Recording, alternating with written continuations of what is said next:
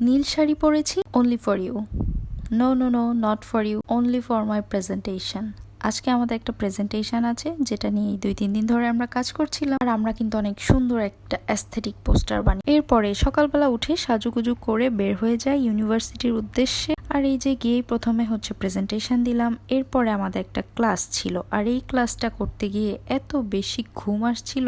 Finally class শেষে একটু বাইরে বের হতে পেরেছি, এবার একটু শান্তি লাগছে। কিন্তু বাইরে ছিল প্রচন্ড গরম, একটু যে ভালো করে পিকচার্স তুলবো সেটার কোনো অবস্থাই নাই। তারপরে ওই গরমের মধ্যেই আমরা সব ফ্রেন্ডসরা মিলে অনেকগুলো গ্রুপ পিকচার্স তুলেছি, আর আমি একটু ভিডিও করছিলাম। আর এরপরে আমি আমার ফ্রেন্ড মিলে একটু আইসক্রিম খাচ্ছিলাম। আর আইসক্রিম খেতে খেতে হঠাৎ করে দেখি অনেক সুন্দর বাতাস হচ্ছিল।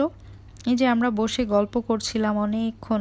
আজকে অনেকদিন পরে আমি আর আমার বান্ধবী বসে অনেক অনেক অনেক গল্প করেছি। দিনটা ভালোই ছিল। গল্প স্বল্প শেষ করে এই যে রিক্সা করে বাসায় চলে যাচ্ছি, পুরো এক্সস্টেড, গরমে ঘেমে টেমে একদমই খারাপ অবস্থা।